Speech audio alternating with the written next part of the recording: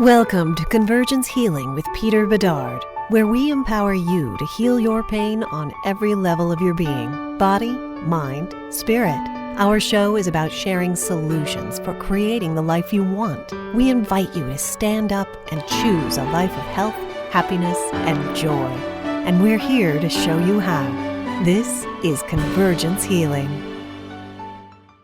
All right, boom chakalaka. Hello, my people. We are back on Convergence Healing Radio with Peter Bedard. I am so happy that you guys are tuning in. So we're happy to have you here. I have a wonderful guest with me today, Danielle Delaney.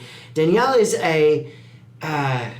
she's an all-around make it happen kind of girl, right? True, I would say so. Yeah, and I met you because I used to work in the rehab industry, and I used to work out at Passages, and we have mutual friends. Yes, we do. Yes, we do. Awesome mutual friends, Yes, I might say.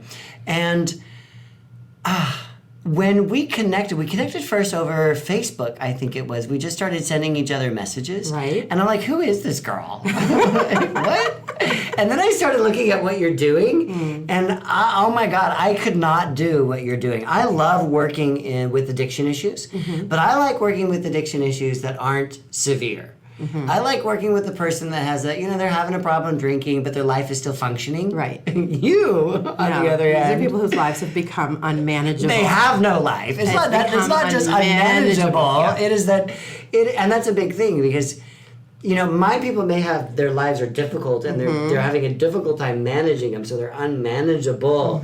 But I got somebody who's still there. There's still a person that has a consciousness and that is doing things and actively wants to change. You, on the other hand, are working with last-ditch efforts. Well, I get a little bit of both. I do facilitate interventions. I do own a sober companioning company. So Danielle Delaney Counseling, Inc. is kind of the umbrella that all of that is under. Right. And then I do private one-on-one counseling sessions that I also do on Skype and in any other way, and I have people in all countries and everywhere. Right. But the deal is that I work with trauma and healing as well. So I do a lot of aftercare with tons of rehabs all over the world. So say there's 60 of them on PCH, and then there's Pacific Coast Highway Mountain. Oh yeah, between sober livings and rehabs, there's over 60 actually. There are, really. Rehab Riviera. Rehab Riviera is what they call it, and they all start with P, like half of them at least, which is funny. Passages, Promises, Paradigm, Pub, this one, there's so many. Right. But they all, a lot of them start with P, but it's all about healing, and they all have different modalities and different belief systems. So I always say I'm of no country when it comes to rehabs, because I don't work for any of them. Right. But I do aftercare for any of them, out of state, out of the country as well. I work with one in Ireland, I work with one in Toronto. Oh, neat. So, but the ones here, I tend to meet with the clients while they're in treatment, and then I do aftercare, whether it's sending a sober companion that's part of my staff home with them, or whether it's doing one-on-one sessions with them, whether by phone or in person, or Skype or what have you. So it's kind of all of it. And you're That's right. what I mean. I'm looking at your stuff. And then sometimes I do an intervention at midnight, like I did yesterday, and sometimes it's a crazy, crazy situation, and it's kind of a mess. But getting people the care that they need is what it's about, and all of it is rooted in trauma. People are everything's rooted in trauma. Every bad behavior. Everything, every kind of acting out is because there's something that's coming out sideways. It hasn't been dealt with properly, so it's coming out sideways. Yeah, I say that all the time. You don't deal with it emotionally, you don't deal with it mentally, it shoves down into your body and it comes out as an anxiety, as an addiction, as a tumor, whatever it is. Something. So near the beginning of every show, I always read a quote. And I always find quotes to be very, very inspirational and even life-changing at times. I'll use quotes sometimes as a mantra or something like that. I just there was somebody said, I don't even remember who said it now, happy, healthy, and wealthy. Right? Okay, well, that's my mantra now. I like that. Right now, that's what's going on in the back of my mind a lot of the times. That's my subconscious that I purposely put there, a little recording I purposely put there that influences my life. And I find quotes can do that same thing. I love that. And so I went online, as I always do, and I looked for quotes that remind me or feel like they connect me with my guest. Okay. And so I got a quote from someone who I had never read this quote from him before, and he's one of my favorite authors. Okay. And and he's a tortured, from last century, he's a tortured person. And this is Edgar Allan Poe. Oh, one of my very favorites. Right, all right. The Raven and the Cask of Amontillado. Mm-hmm. Oh, I love Edgar Allan Poe. The Heart, what was yes. what's it, the Desperate Heart, the Beating Heart. Oh gosh, what is that one? Ooh, it's like right there. We'll circle back. Okay. We'll circle back. All right, so Edgar Allan Poe said this. All right. He said, "I have absolutely no pleasure in the stimulants in which I sometimes so madly indulge. It has not been in the pursuit of pleasure that I have periled my life and reputation and reason.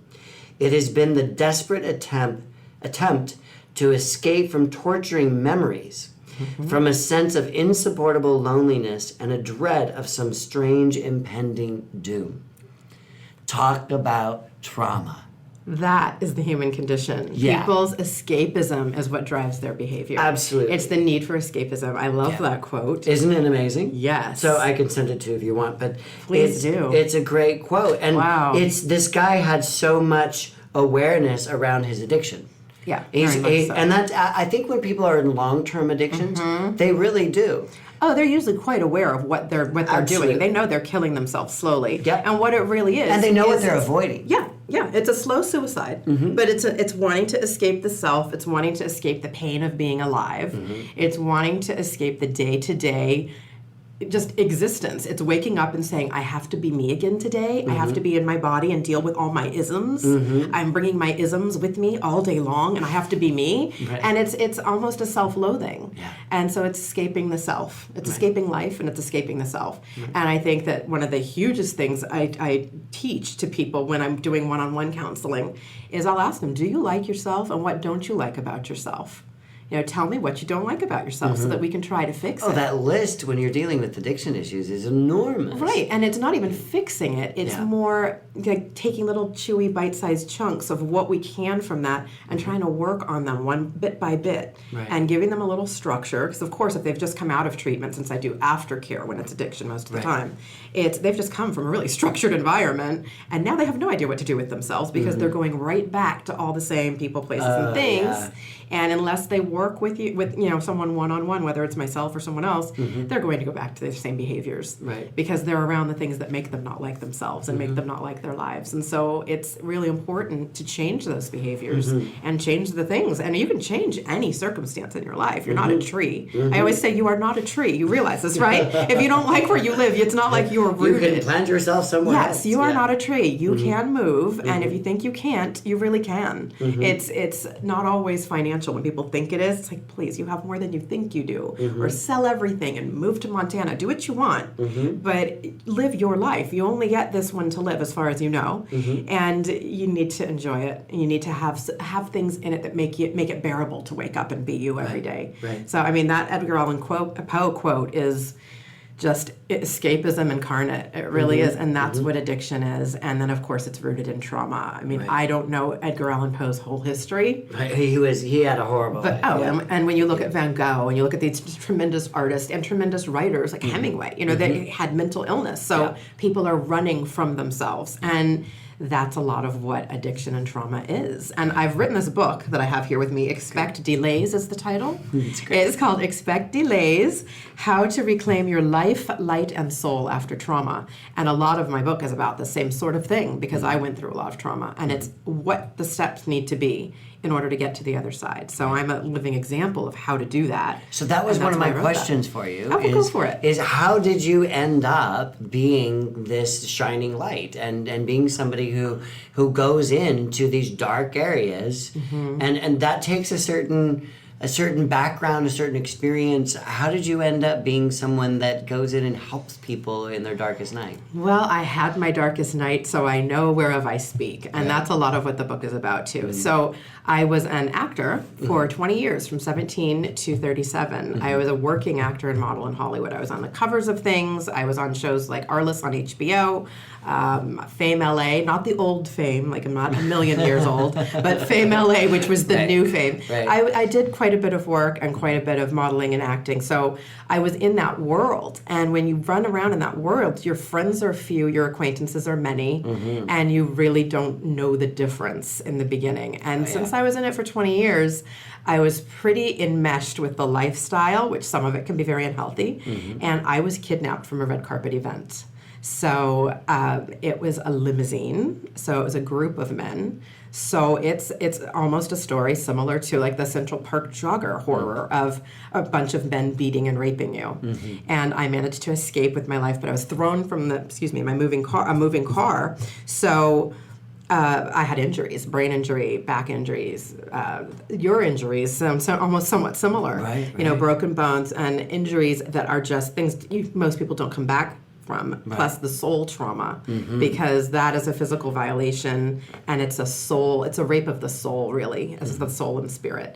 So a lot of people don't come back. There were people in support groups I was in that ended up in institutions, and I made it my full-time job to get better. Yes. And I went back to school, and I would go in bits and pieces. You know, I'd go for a couple months to the seminary, and then a couple weeks doing these courses, and then I'd finally finished.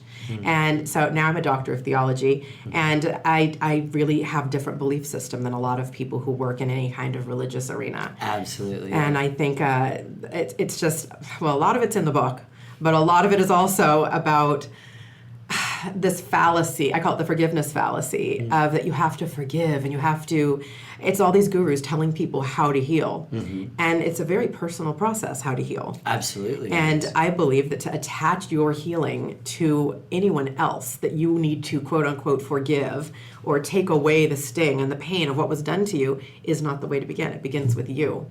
So my work is all about beginning with the self and really working on not only what happened isn't even so much as important as where you are now. Absolutely. And let's start with now. Yes, that's my big beef I'm always talking about with psychotherapy is that they always want to start in the past. Right, and sometimes it does need to because it's Sometimes. childhood trauma or abuse or But something. the trauma's happening now. Well, even the trauma's though it's a continuous. ghost. Yeah. Exactly. It's a ghost. I call it the ghost. It's a ghost from the past. Yes. And they thinks it's still alive. You're and they're being feeling haunted. it now. Yeah, you're being haunted And that's by what it. you got to look at. Yes. Yeah, it originated in Yes. the past, so let's look at it now. Let's look at it now. And let's teach it to find its way into the past. And that's why you're so good at what you do, because we need to come from here. We need to begin now. And the amount of clients I'll have that walk in that have had a recent trauma that were recently, there was a drug-assisted rape, or they were at a dinner and they woke up somewhere else and they didn't know what happened, and they wanted to, do I need to tell you the whole story? Like, well, it's your hour. You can. Well, let's talk about what you're feeling and what we're going to do about it now, because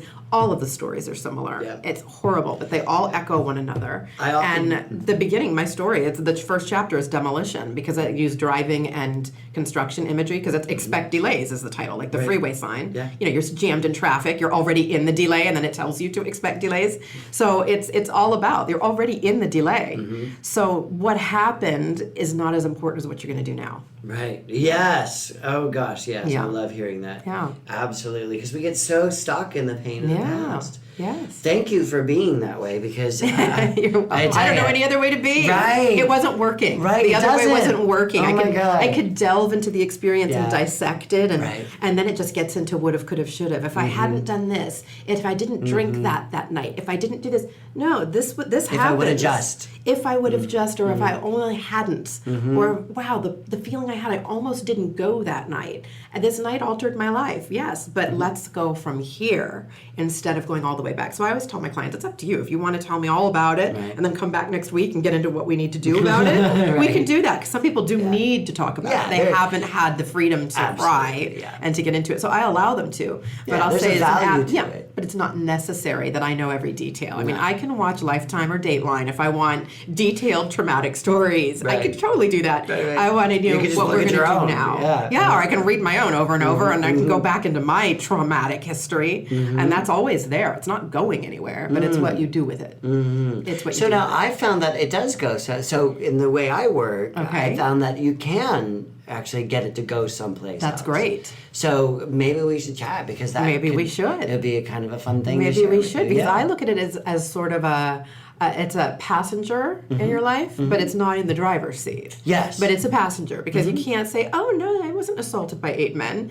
Well, it's not about saying there, right. but there is a place for it to go. I understand what you're saying. That's sort of the ghost thing. I say let's bring it so it's not doesn't even have in the to car haunt you. anymore. Right. It could actually be. It doesn't have to be a passenger. It doesn't have to hang around with you anymore. Right. It could find its way where it belongs, which Right. is that moment in time in the past. Yes. Yes. And the only way because I'm working at Stanford now and I'm doing some research and stuff over Yes. there, and it's all about brain and how the brain understands fear. Yes. And how the brain understands fear, how the brain records fear, and how the brain can forget about fear. That's something really interesting that we're looking at. You can right now. retrain your brain. It's not just retraining your brain; it's actually getting the brain. It's a retraining, but it's getting it to understand a different experience, and that's what's so exciting about doing this research. It's about. Is it neuroplasticity? Well, Okay. well, it's that's. I guess you could say that's ultimately what we're studying. Okay. But we're studying the fear response and how fear actually is recorded and how it's maintained. Yes. And how it exists. Yes. So the maintenance parts is where I'm coming in because if somebody has a fear of flights, of flying, let's say, they tend to maintain that fear and they reinforce that Yes, fear. yes. Well, what if we could get them to forget about the fear? What if the fear just didn't have any basis for reality in their world anymore? It doesn't mean it's not part of their past story. Right. But what if it just doesn't exist in that way anymore? Right. So it's not running It's not- everything. exactly. It's not running the show. Exactly. Exactly, because you get to lead with what you want to lead with. What happened with to me does not lead my life. It doesn't control or guide or do anything But to my life. certainly has But shaped it your certainly, life. yeah, it absolutely. I mean, my path completely took a sharp turn, Right. but it didn't happen quickly. I didn't know what I was going to do next. Right. I had to go through these different healing modalities. I saw 12 therapists. I'm not shy to say it either. It's in the book and it's the truth. And I tell everyone when they say I don't like my therapist, like don't stop looking, keep trying, keep looking, because you will find that fit. Yeah. But if it's not going to be you or me, it may be someone else. Yeah. So I always refer out, of course.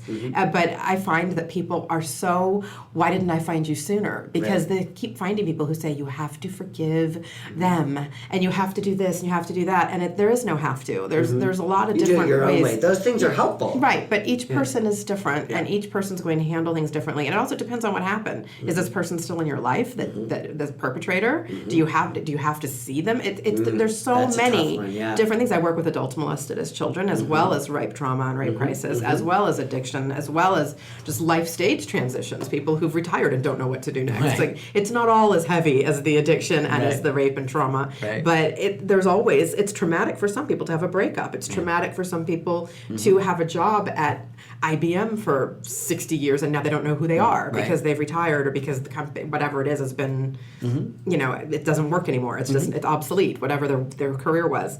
And everything is a trauma. And then when you've had a huge trauma, your trauma has trauma. And it just starts to feel like you can't, yes. And one thing that may seem inconsequential, but it's similar enough to the original trauma, is it brings that trauma right back into the future. Right, and to in other the intensity people, of it. the intensity, and other people don't understand how is that landing on you in such a painful way. But there's a continuum of trauma. Most people and we're don't so understand individual. themselves. Right. So many people don't understand themselves. And they'll have that same judgmental conversation. Why am I reacting this way? Right, and that's how you speak to yourself too. It's like sometimes you have to, using the driving and traffic and construction imagery I use, you have to yield. Thank you. You have to yield to the experience, and then you can merge with the self that you've become. You don't have to be the person you were before. You're not supposed to be. You're supposed to be in different incarnations of yourself as life goes on. Absolutely. And you can we're have all different. Madonna. Yes, we're all Madonna. Reinvent yourself by all means, right? Right. She's the master, and one of my very favorites, by the way. And oh God, just adore. But it's one of those things like I'm worshiping right now, just worshiping her. But it's truly one of those things that people, how you look at it, and if you look at it differently, it can change. And people are stuck in this view, in this archaic view of what is trauma and how you heal. I always say they got hijacked. Yes. They got hijacked by that pain. They got hijacked by their past. Yeah. So we're going to take a quick break and come back. And when we come back, I think it might be fun to actually have your little tips right up front. Okay. Because I think there's going to be a lot of meat there. I would love that. All right, good. So stay tuned, everybody. We're going to be right back, and we appreciate you listening. Okay? Hey everybody, thanks so much for tuning in. If you're interested, check out convergencehealingteas.com. You can try all of these yummy, delicious teas that are actually crafted in my home kitchen to help you feel better. We have a Sleep Well blend, a No More Anxiety blend, and all of those ingredients in there are designed to help you feel better through the traditional qualities that Mother Nature has to offer. Check it out. All right, and we are back. We were just saying "boom chakalaka" on the break. That's one of my favorite sayings. I love it. Whenever we wrap up with something, it's always "boom chakalaka" for me. So we are back. So this is a new type of boom chakalaka, right? It's a boom chakalaka, and we're back. And we're back. So I'm sitting down with a beautiful, beautiful Miss Delaney, and she has a counseling service, a rehab service. You do outpatient. Well, I have a sober companion. You have sober It's not a rehab, though. Right. But a sober companion corporation and my private practice, private counseling practice. And we were talking about traumas and how traumas and the ghosts of those traumas continue to influence us and to create or to be the filter that we make decisions through, whether it's decisions to do good things or bad things. Because sometimes traumas can motivate us in a way to do brilliant things. Absolutely. And your past, from your story, you obviously have healed it because the way you speak about it is there's no charge to it. And that's one of the gauges that I think that I use, and that's important. When somebody can tell their story and tell their, like I tell my story, I got slammed into the back of a semi-truck, somebody killed me, I died. They drove away. I watched the whole thing. I went to the other side. It's just kind of this happened and this happened. Right, I saw it from outside my body, and then this happened, and the police weren't helpful, and then I was really pissed. Right, and then we get this flat affect because we tell it so often. Right. But we're animated people, you and I. Exactly. So it loses its power when we share it as well. So it's not controlling my life. Not in the least. But it's an important story. Right. And that story has infused my life. Right. That story of that experience is why I'm even here right now. Right. It is why I developed my own practice. It's why I healed myself. Yes. All of that type of stuff. Yes. I call it the gold in the garbage, right? And if it wasn't isn't that a great? Yes. I love that phrase. Yes. If it wasn't for that garbage, then there wouldn't be this moment of gold of connecting to a like-minded person. Exactly. Right? Okay. Exactly. So, and what I'm leading into is when it comes to trauma, if we can start looking at our trauma as the garbage and what it's coming to teach us as the gold, because your garbage gave you an amazing gift. I like that. I'll beg to differ in the smallest way because I don't like to ever attach anything positive as coming from those perpetrators. So I'm just one of those people that will never say because of. I'll say in spite of. In spite of. Sure. But I just am careful with that. I'm just very careful with that because I find some clients they're really delicate with that, and they'll kind of snap like, "What? So you think that because of them I'm this now, or because of?" So and I have to be really delicate. Level, I would with say it. yes. Yes, right. And on a spiritual level, because I have that theological background as well. Right, and so in some ways, yes, but I have to be careful with the wording of that. So I don't attach the outcome of who I am to what they did, or to that experience. Well, they're the catalyst. But they're the catalyst for something, for sure. Catalyst. Absolutely, and I don't know how I would have turned that corner from the life I was leading to the life I'm living now and paying it forward. I don't know how it would have happened if it weren't from that incident. Right. But I just don't like to give them any credit for giving me any kind of a gift. But the experience that I went through and that I was guided through by spiritual guides, by people like yourself and other healers, that gave me a gift. That I will give. That I will accept. All right. Not to be argumentative or splitting hairs. It's great. But, and it's supposed to be about a dialogue. Right. So I think and language is important. And if somebody gets the same emotional experience out of it, I look at all pain as a gift. Wow. And I don't care where it comes from or who it's perpetrated by. Right. So the fact that I was killed, that's a gift. Right. Because, and again, this is my language. Right. It's a gift because it had something to teach me. So like when I'm working with my clients, we'll all have them phrase their tumor as a gift. It's the thing that is killing them. Right. And I'll say, okay, or your addiction or whatever it is. Right. It is a gift. It is either going to kill you. Right. Or it is going to call propel you to your highest potential. Right, right. It's going to call you into your greatest. Right. And although the perpetrator in himself, because I think it was a guy that killed me, in himself he isn't a gift, but what he did for me, that is definitely a gift. And I look at it from like a level of like if we were souls coming to the world before we got here. Yes. Right? And you and I are two energetic souls and we're up in heaven or whatever you want to call it, right? And I say, I want to learn unconditional love. So I want you to betray me. I want you to beat me. I want you to hurt me. I want you to poison me. I want you to drag me. I want you to do everything in your power to betray me because I want to learn for my soul unconditional love.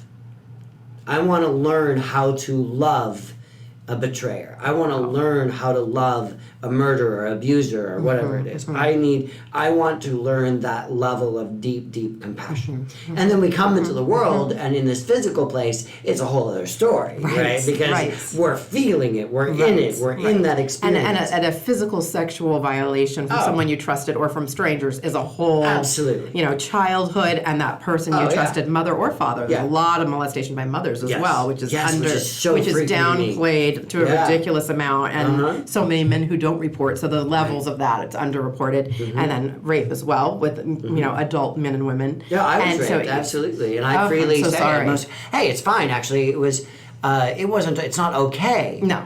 But no, it's not. It's not okay. No. But just like the fact that somebody killed me wasn't okay. Right. But it is okay that it has called me to my greatness. Exactly. Because I could not be who I am without had you not had your experience. Exactly. Right. And that, on that level, I totally get it. So it's just with language, I'm so cautious because I'll have clients that, I'll say, I'm sorry that happened to you, and they say it's okay, and I have to tell them it is not okay that they did that to you, and I have to encourage to report, but of course it's everyone's personal choice. Right. But it's also, no, it's not okay. This is not how someone should have treated you, and they should not have done that to you as a little boy or as a little girl. It's not okay. Exactly. Because I don't want them to start framing that in their mind, to reframe it, that this is okay that person did that. Right. So I'm just so careful with it. But I hear you, and I love the beauty of that you could ask something for betrayal so that you can learn compassion. And that's amazing. I as somebody who's been to the other side, I think there's multiple times that we do this. And I've had so many times in my life that I could have checked out. There's so many times that I know I just know that I was in a dire medical situation. And I could have made that choice to say, okay, this is it, I'm done. I really could have made that choice. And even though when it came down to it, I didn't choose it, I wanted it a long time. I wanted to be able to check out and go. Oh, yeah. And every time I got close, I was like, oh, damn it. The urge to just disconnect and say, here. Bad things happened to me and I'm done now. And this is what happened and now it's over. And I don't have to do the things that people do anymore. And I have a life and a future. Yeah. Okay, let's just put a lid on that box and I'm that one. Be done. And I hated the narrative of poor Danielle. Did you hear what happened to poor Danielle? Do you remember Danielle Delaney? Do you remember poor Danielle? No, I prefer, do you know what Dr. Delaney has done this month? Do you know what she's working on? Do you know the people she's helping? And that isn't out of ego. It's out of, what are we supposed to be doing on this planet is helping each other. I can't imagine doing anything else. So now my old life wouldn't work for me anyway. Right. Because it's just not interesting to me anymore. It serves a purpose. Entertainment is escapism. And so that's why those people are paid so well. Everybody wants to escape into a screen or into something else. So it's not like I downplay the importance of that, but it's just not for me. And so I'm glad that I've turned this corner. Yeah, I am too. Yeah. We need more light bearers like that. That's beautiful. And I'm glad to do what you do too. Thank you. Yeah. Thank you. We've talked too much. Not that we ever talk too much, but we're going to run out of time. And, okay, so ask me a couple things. No, we're going to take a little break because I want to add the time that we have left over from this to our next segment. Okay. So we're going to take a little break now, and I'm going to shut up. I'm just going to say welcome people back, and then you're going to go, all right? Okay. Okay, good. So your tips are coming up next. Okay, perfect. All right, we'll be right back. Hey, everybody. Thanks so much for tuning in. If you're interested, check out convergencehealingteas.com. you can try all of these yummy, delicious teas that are actually crafted in my home kitchen to help you feel better. We have a Sleep Well blend, a No More Anxiety blend, and all of those ingredients in there are designed to help you feel better through the traditional qualities that Mother Nature has to offer. Check it out. All right, we should continue with our boom shakalaka. We are back. And before I'm going to stop talking, I'm just going to say, what tips do you have for people to live a more valuable, amazing, incredible, healed life? Okay, I think my tips, well, I know what my tips are, but I use a holistic approach. But what I really like to teach people is when you're finding yourself not feeling in present time, you're going into your past a lot, you're depressed, you're having flashbacks, you're having a trauma response to something that may not traumatize someone else. It may be the date of the year. Mm-hmm. It might be something that's triggering for you. Grounding techniques. So grounding techniques they can be huge things or they can be small things. And the small ones are what's going to serve you when you're really in the middle of that. So some people listening may not know what that's what I'm going to say exactly what it is. What is grounding? Grounding yourself is putting yourself in current time by focusing on something you can hear, touch, and taste. So I'm sipping Peter Bedard's amazing tea right now. Right. It tastes like lavender. I'm in present time when I'm thinking about that and when I'm focusing on that. Mm-hmm. I'm touching a tree right now, and this tree is on the earth, and I'm in this moment. I'm not in the past right now. Mm-hmm. Or this necklace I have on right now, these jade beads with this Buddha on it. Mm-hmm. If you can wear something regularly, if there's something you wear all the time, say you always wear that eye watch, or you always wear that earring, or you always wear this necklace, if there's something that you wear regularly, and if not, then use your pinky or your wrist, but come up with a point on your body. Anchor. Yes, that is like an anchor, and I call that that's a grounding technique anchor. Exactly. Yeah.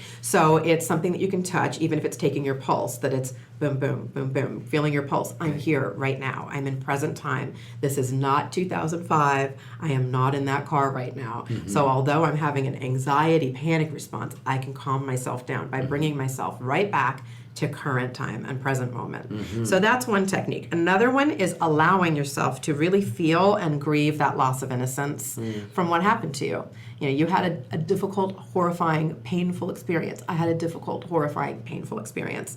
So it's allowing yourself to feel it, because people talk about getting over. When are you going to get over that? I can't relate to you when you talk about that. When you get over it, you don't get over anything. We have that conversation with ourselves all the time. Yes, because we judge I should ourselves. be over that grief. I should be over that loss. Yes. I just want to smack people with these things. Yes, thank you. Yeah, exactly. And you know, we're going to speak to ourselves more than anyone else. That voice in our head. Well, hopefully we're hearing our own voices. Otherwise, that's a whole other problem. But that voice in our head and the way we speak to ourselves is more important than anything else. So being able to tell yourself, this is going to take time. Right. Expect delays, which is why I called my book that. I saw a sign on the freeway and thought, that's it. Bam, expect delays. Yeah. That was it. Boom, you know? Mm-hmm. So, or boom shakalaka. Boom shakalaka. But it really hit me over the head. It was, I'm in a delay, because you only see that sign when you're in the delay. Right. Expect it and yield to it a little bit. Expect that delay. You don't have to just like soak yourself in it, but absolutely expect it. So it's definitely allowing yourself to feel and grieve the loss of innocence, the pain, the grief, and that there's a part of you that it didn't get to develop the way you wanted it to, but it doesn't mean it's not doing what it's supposed to do. Yeah, what you're really saying with that is that's resonating with me is loving kindness. Yes, allow yourself the loving kindness and acceptance for yourself and of yourself that you're going through a hard time. It's not going to be easy because you're going through a hard time. Right. Something awful happened. So allow it. So there's that. Just allowing oneself to feel. Giving yourself permission to feel your feelings, which sounds so simple, but we don't do it. You know, we beat ourselves up, and that's so unnecessary. You know, I started giving my clients a little certificate when they first come to see me, and they have to sign it. Oh, I like that. And I have a little gold star at the bottom that says, "You're awesome." Oh, so it's an agreement with you and with themselves. It's an agreement with themselves. And it says, "I give myself permission to." I love that. Make mistakes. Good. To whatever it is. Good. Because if you don't have compassion for yourself. Exactly. Yeah, how are you gonna have compassion for anyone else? I sound like RuPaul, you know. Right. but really, if you can't love yourself, how are you gonna love anybody else? How the hell are you going to? It's so funny because it's just a simple little paragraph that I nicely laid out on the page. But it's so important. It looks really pretty, And I give it to people and I'm saying, just take a moment and read that. I love that you do that because that gives it so much more power when it's written down and they're signing it. It gives it's like a contract with themselves. That's beautiful. I love that. I did not expect the amount of tears. It's powerful. That I've gotten from this. I'm just handing them a little piece of paper that has a simple paragraph that just basically says, I give myself permission to make mistakes. Yeah. And that's, I mean, people don't do that, and they beat themselves up. And we are spiritual our own flagellation. Thank you. Yes. And we're our own worst enemy if we're constantly flagellating ourselves. Beat her up. Why? Why would you do that? You wouldn't treat anyone else that way. But we treat ourselves that way. And you all the need to time. treat yourself like a little 6-year-old that would come to you and say, this horrible thing happened to me. You would say, take your time. Breathe. I'm so sorry. I'm so sorry. I love you. I love you, and it's going to get better. But we beat ourselves Let me give you up. a hug. Yes. Yeah. And no one else says to that kid, hopefully, well, why aren't you over this yet? Some people probably Well, do. remember, we deal with trauma. So. Right? We do have trauma. Yeah. But it's not getting over it. It's getting through. And if you were a little kid and you were treating yourself like that with the kindness you would treat a child with, hopefully, is, take your time. You're doing okay. One foot in front of the other. It's okay. There's going to be little delays. It's just the cha-cha. Right. 1 foot forward, 1 foot back. You're going to make errors and mistakes. Expect this is delays. life. Life is in session. It's not just going to suddenly be from here to here. Right. So take your time. So those are my main tips. And then I teach about the forgiveness fallacy, which I coined it. It's a fallacy because there's just gurus from here to eternity saying you have to forgive them. And I get what the meaning is behind that. Right. But the way people interpret that is, because I've seen the tears of, you mean I don't have to? I don't have to say to that uncle that it's okay what you did to me when I was 2 or 3, that it's affected the rest of my life. Right. I don't have to sit down and say I forget you. And no. It's for yourself. It's for yourself, Absolutely. but it's also, if you can't, it's okay, because your healing doesn't begin with anyone else or with anything else or anything outside of you. So it's just that so many people have internalized that message and they've taken it the wrong way. They've taken it the wrong way. Yeah. Because they're still drinking that poison. Right. That's one of my favorite quotes. And It's not expecting the other forgiving. person to die. Exactly. So it doesn't mean people have this idea that forgiveness means that it's okay. Right. That whatever was done to them it's a giving it permission or making it a good thing. And it's the way that they cry when I say you don't have to do that at all, and they say you're the first person to tell me I don't have to. Like, no, let's start with your healing. You don't have to attach it to these people or that event. You don't have to forgive that. Just leave that word aside right now, because you're not getting what that means. You're not getting what it means let's at not all. work with it. Let's use they call it the forgiveness fallacy and put it in the corner, and let's move from where you are now. Yeah, so that's those are my I'm going to steal that healing because tips. I have that conversation with people, but I don't have it quite that way. Yeah. And because I'm big on forgiveness, that's something that you need to It do. can be very but it doesn't mean you confusing. walk up to that person that violated you and say, "I love you," or that you have to sit with yourself and even No. say, "I forgive what he did. I wish them happiness away from me." There's certain Buddhism and certain Taoism, certain everything where it's happiness away from me, and you don't have to wish them anything. This begins with you. This is about you. This isn't really about them. Yep, I love that. So it's not about them at all. No. They're not even aware it's even happening. No, but the way that it's been worded, they don't care at all. Believe me, or they wouldn't have done it. So it's just been coined so often that you have to forgive, and it's been people that we respect so much. The top people in healing, that people have just taken it the wrong way, and nobody's bothered to correct it, and so it's become very messy. That's awesome. Yeah. You are bothering to correct it. Absolutely. That's great. So how can people reach you? I can be reached any way you want. You can Google me at Dr. Danielle Delaney. My last name is Delaney, which is important. My website is DanielleDelaneyCounseling.com. You can also look for me under... We're friends on Facebook. We are friends on Facebook, so facebook.com/Danielle.Delaney. I'm on Instagram as just Danny Delaney, that's DaniDelaney, and on Twitter at It's Danny Delaney. Right. So I'm all over the place.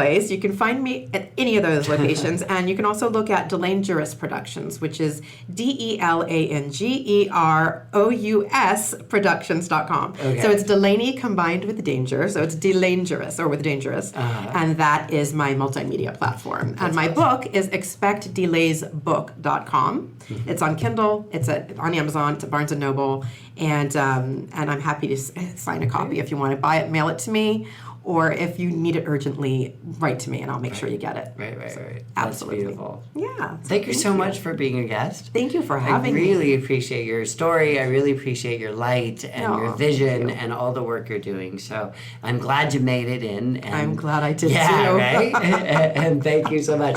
So for everybody who's tuning in now, I'm asking you personally now, you sitting right there talking to us, I am asking you to share this show. Our goal here is to bring you options, is to bring you ways of healing that maybe you've never heard before. And that healing is something that you do as an inside job as well as an outside job. That is something that you do with your body, you do it in your mind, and you do on the level of spirit. And the people I bring to you are about emphasizing that, sharing that, and sharing that wisdom to you. So in that nature, I would love you to share us. So stay tuned for future episodes. We love you guys. You're amazing. And make it a great day. Bye.